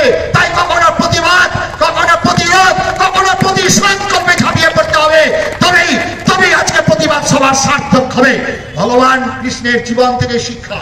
রামচন্দ্র নিয়ে গেলেন মা সীতাকে চুরি করে রাবণ, আর তাহলে তো বলতেই পারতেন রামচন্দ্র অলৌকিক শক্তি প্রয়োগ করতে পারতেন। রামচন্দ্র ইচ্ছা করলে যে রাবণকে ভূমিসাৎ করে দিতে পারতেন। অবাস্তব, অকল্পনা। তাই রামচন্দ্রকে বনবাসী, গিরিবাসী ভাইদেরকে সংগঠিত করে তাদের এঁঠো খেয়ে প্রবল প্রতাপ রাবণের বিরুদ্ধে লড়াই করতে হয়েছিল, অসম লড়াই। সেই রাবণকে সবংশে নিধন করছেন হিন্দুর ভগবান। তীর ধনুক নিয়ে একের পর এক বাণ হেনে সবংশে নিধন করছেন রাবণকে। আজকে যারা জয় শ্রীরাম বলে আকাশ বাতাস মুখরিত করছেন, জয় শ্রীরাম বলার সার্থকতা তখনই হবে রামচন্দ্রের জীবন আদর্শকে গ্রহণ করলে। প্রত্যেকের বাড়িতে বাড়িতে তীর ধনুক যদি রাখতে পারেন তবেই জয় শ্রীরাম। যদি আজকে আমাদের আদিবাসী, গিরিবাসী, বনবাসী ভাইদেরকে এঠো খেয়ে ওই বনে বনে ঘুরে 14 বছর যাবৎ তাদেরকে সংগঠিত করে তবেই জয় শ্রীরাম বলার সার্থকতা হবে, নচেত হবে না। আরেক দল বলছেন মায়ের কাছে সবাই সন্তান, আব্দুল্লাহ যেমন সন্তান, শরৎচন্দ্র সন্তান। কথাটা কত বিভ্রান্তিকর কথা। যখন সাধক তার উচ্চ স্তরে ওঠেন তখন তিনি কবি হস্তি শুনি সপাকে চ, তখন তুল্য নিন্দা স্তুতির মৌনী, তখন নোঝো ন হৃষ্যতি ন দেষ্টি ন ছোটতি। সাধক যখন সাধনার উচ্চ স্তরে ওঠেন তখন কিন্তু বাস্তব জগতে এটা প্রয়োগ করলে কি হবে? তাহলে মা দুর্গা তাহলে কেন? মা দুর্গার কি জ্ঞান কম ছিল? মা দুর্গা তো বলতে পারতেন অসুর তোমার মধ্যে যে আত্মা বিরাজ করছে, আমার মধ্যেও সেই আত্মা বিরাজ করছে, এসো তুমি আমার চুলের মুঠি নিয়ে আমাকে ধর্ষণ করতে আসছো, এসো। তাহলে তো আজকে যেখানে সন্দেশকালী, আজকে যে আরজি করের ঘটনা, আজকে সেই বোনটি তাহলে কি বলবেন? তাহলে সেই সন্তান কি তার মায়ের সন্তান? তাহলে মা দুর্গা কেন অসুরকে পদতলে ফেলে তার বুকে ত্রিশূল বিদ্ধ করে তাহলে কেন করলেন? আজকে এইসব কথা বলে আমাদের বিভ্রান্ত সৃষ্টি করেন। সুতরাং সাধক ব্যক্তিগত সাধনায় যদি কোনো জায়গায় পৌঁছন তখন এটা রাষ্ট্রক্ষেত্রে প্রয়োজন, রাষ্ট্রক্ষেত্রে প্রয়োগ করলে মহা ভুল হবে। তাই আমাদের অহিংসা পরম ধর্ম ঠিক কথাই আছে, কিন্তু তারপরের লাইনটা আমাদেরকে শেখানো হলো না। ধর্মে হিংসা তদৈব চ। তাহলে কর্ণ সেদিন রথের চাকা বসে গেছেন, আর রথের চাকা বসে যাওয়ার পর কর্ণ তখন অর্জুনকে বলছেন, অর্জুন তুমি ক্ষত্রিয়, তুমি দাঁড়াও, আমি রথের চাকাকে তুলি, তারপরে আবার তোমার সঙ্গে যুদ্ধ হবে।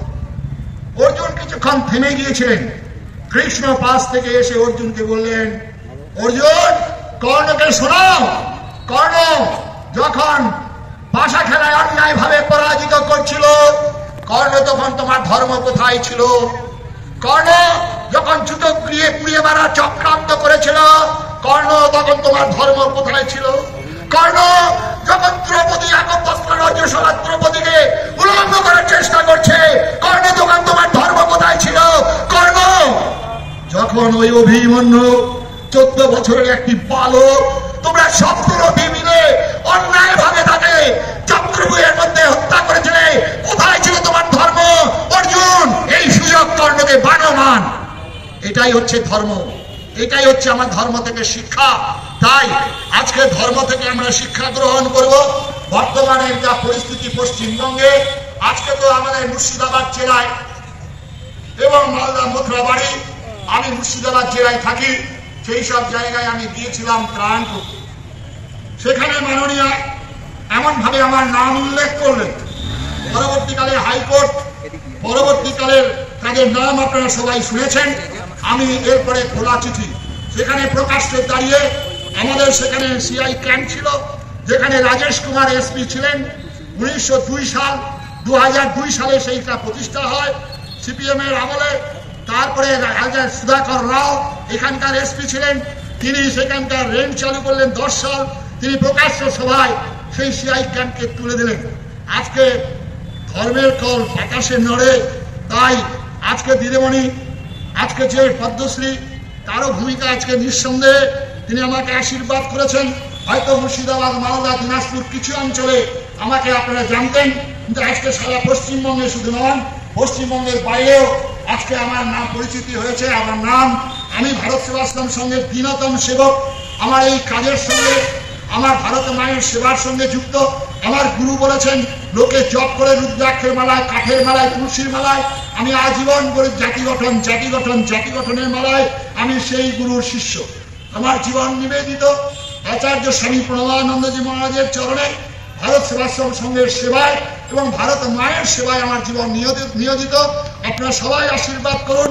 আমার জীবনে চলার পথে আমার যাতে অহংকার, আমার যাতে অভিমান আমার না হয়, আমি যেন চিরকাল আমার সমাজ যেখানে ডাকবে, আমার সমাজ যেখানে বিপন্ন হবে, আমার সমাজ যেখানে আমাকে ডাকবে, আমি ছুটে যাব। আজকে বড়লোকের বাড়িতে অ্যালসেশিয়ান কুকুরগুলো পোষা থাকে, সেখানে মাছ পাখার তলে ঘুমোয়, লভ্যচস্য খায়, আর এই বড়লোকের বাড়ির দুমুঠো ফেলে দেওয়া অন্ন খায় নেড়া কুত্তাগুলো।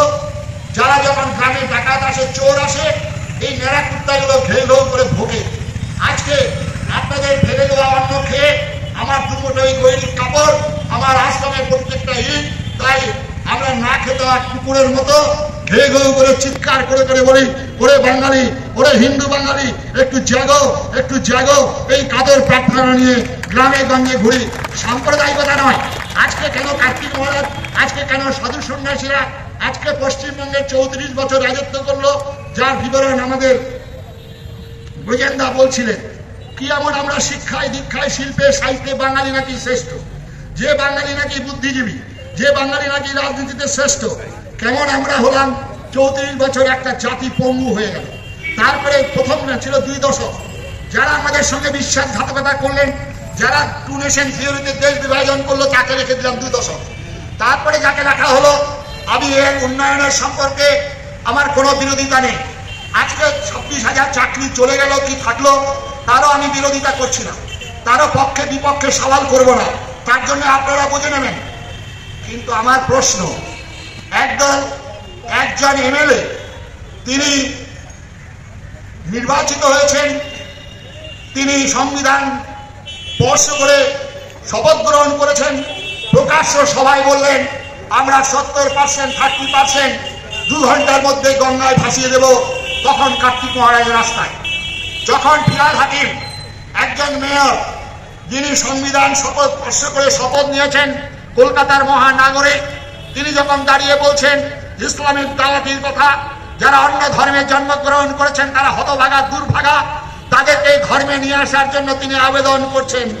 আমি তখন কার্তিক মহারাজ রাস্তা, আজকে যখন কলকাতার বুকে ধর্মতলায় দাঁড়িয়ে ওই সুরাবুদ্দির মতো, জিন্নার মতো বক্তব্য রেখে বলছেন আগে আমরা জেলায় জেলায় স্তব্ধ করে দিচ্ছি, এরপরে কলকাতাকে স্তব্ধ করব, এমন বক্তব্য রাখছেন যে মেহেরবান এসে ফায়দা করো, ফায়দা লুটো, জনসংখ্যার বৃদ্ধি দিয়ে আমরা আবার দেশ দখল করব। তখন কার্তিক মহারাজ পথে। আজকে আপনারা বলবেন না, আজকে যিনি বললেন ইসলামের দাওয়াতি, কই তাদের নেত্রী, তাদের দলনেতা, তো তাকে ডেকে বললেন না, তাকে কৈফিয়ত চাইলেন না, তাকে শোকজ করলেন না, তুমি এটা বলতে পারো না প্রকাশ্য জনসভায় দাঁড়িয়ে। কিন্তু আমি ধন্যবাদ জানাবো, কারণ একজন মুসলমান, মুসলমানের কোরআন যিনি পড়েন, মুসলমানের ধর্ম যিনি মানবেন, যিনি খাঁটি মুসলমান হবেন, তিনি ঠিকই ওই হুমায়ুন কবিরের মতো কথা বলবেন।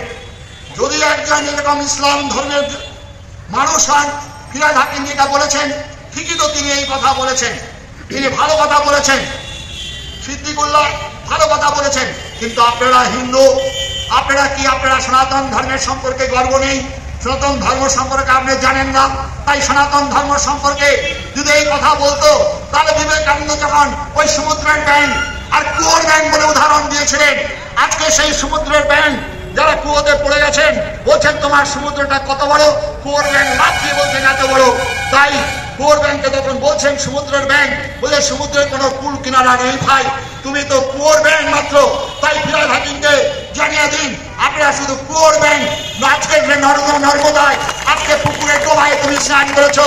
এসো ভাই সমুদ্র, সনাতন ধর্ম, যে ধর্মের মানুষ বলেন সর্বেশাং মঙ্গলং ভূয়াৎ, যে ধর্মের মানুষ বলেন অখণ্ড মণ্ডলাকারং ব্যক্তং যেন চরাচরং, যে ধর্মের মানুষ বলেন সর্বমঙ্গল মঙ্গলে, যে ধর্মের মানুষ বলেন নম ব্রহ্মণ্য দেবায় গো ব্রাহ্মণ হৃদয় চ, যে ধর্মের মানুষ বলেন অতীত কুলকটিনাং সপ্তদ্বীপে বাসিনাং, যে ধর্মের মানুষ একটা গাছকে পুজো করে, যে ধর্মের মানুষ একটা বিষধর সাপকে পুজো করে, যে ধর্মের মানুষ একটা পাথরকে দুধ কলা দিয়ে পুজো করে, সে ধর্মের মানুষ কখনো সাম্প্রদায়িক হয় না ভাই, সে ধর্মের মানুষ কখনো সংকীর্ণ হয় না।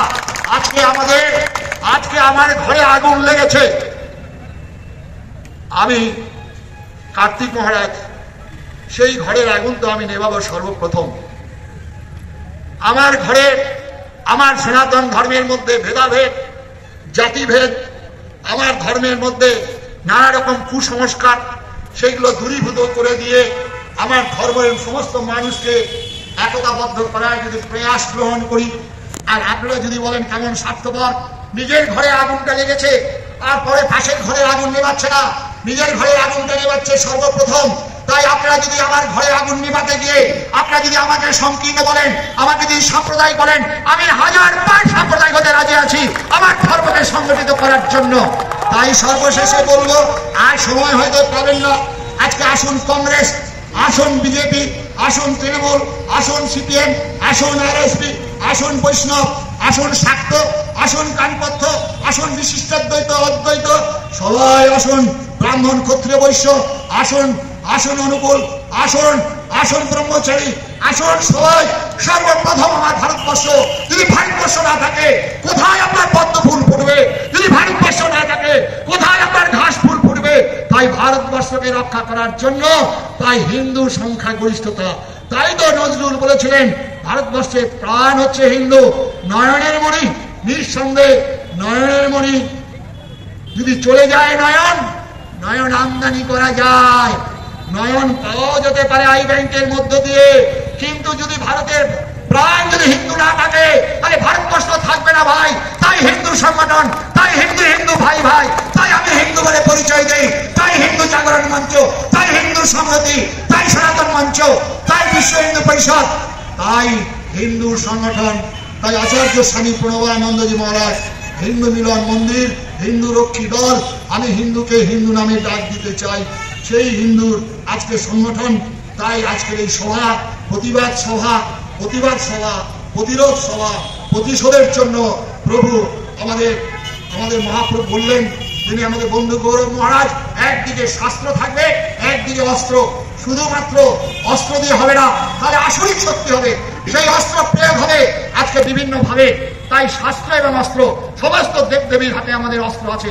আচার্য স্বামী প্রণবানন্দজি মহারাজ বলছেন, হিন্দু তুমি শক্তির উপাসক, শক্তির মহা উপাসক, তোমার দেবদেবীর হাতে অস্ত্র, কালীর হাতে রক্তাক্ত খড়গ, দুর্গার হাতে দশপ্রাণ, রামচন্দ্রের হাতে ধনুর্বাণ, শিবাজির হাতে ত্রিশূল, কৃষ্ণের হাতে সুদর্শন। ইয়া দেখিয়া তুমি কি চিন্তা করিবে, কি ভাবনা ভাইবে, কি শিক্ষা লাভ করিবে। তাই আপনাদের কাছে বিনম্র নিবেদন, আগামীতে কঠোর পরীক্ষা, যারা রাজনীতির সঙ্গে যুক্ত আছেন, যারা হিন্দু রাজনীতির চিন্তা ভাবনা করছেন, যারা আজকে হিন্দু স্বার্থের কথা চিন্তা করছেন, আপনাদের মধ্যে একত্রিত হওয়া, আপনাদের মধ্যে মতভেদ দূরীভূত করে একই মঞ্চে আসার চেষ্টা করুন। আর আমরা যারা এখানে আছি, প্রত্যেক মানুষের ভুল ত্রুটি আছে, ভুল ত্রুটি ক্ষমা করে আগামী দিনে 26 সাল হুমায়ুন কবির যেটা আমাদেরকে শিক্ষা দিয়ে গেছেন, আমরা পান্তা ভাত খেয়ে আমরা ঘুমোই, রাত্রিতে মুরগির মাংস, আর তারা মুড়ি খেয়ে আর ঘুগনি খেয়ে 90% ভোট করেন। আজকের এই শ্রীহট্ট, এই যে আসামের শ্রীহট্ট, আসামের সঙ্গে থাকার কথা ছিল, ভোটাভুটি হয়েছিল, ভোটাভুটিতে যারা শিক্ষিত মানুষ, যারা ধনী মানুষ, যারা ব্যবসায়ী, তারা ভোট দিতে আসেননি। আমার একটা ভোটে কি হবে এই মনে করে মাত্র 15% ভোটে হেরে গিয়ে সেটা শ্রীহট্ট বাংলাদেশের সঙ্গে যুক্ত হয়ে গেল। দুর্ভাগ্য ভারতবর্ষের। তাই আজকে হিন্দু বাঙালিদের আপনাদের কাছে করজোড়ে প্রার্থনা, ভোটের দিনে পান্তা ভাত খেয়ে আর ঘুমিয়ে কাটাবেন না, 26 সালে মনে হয় শেষ পরীক্ষা, আমাদের পাশ ফেলের পরীক্ষা, সেই দিন ঘোষিত হবে।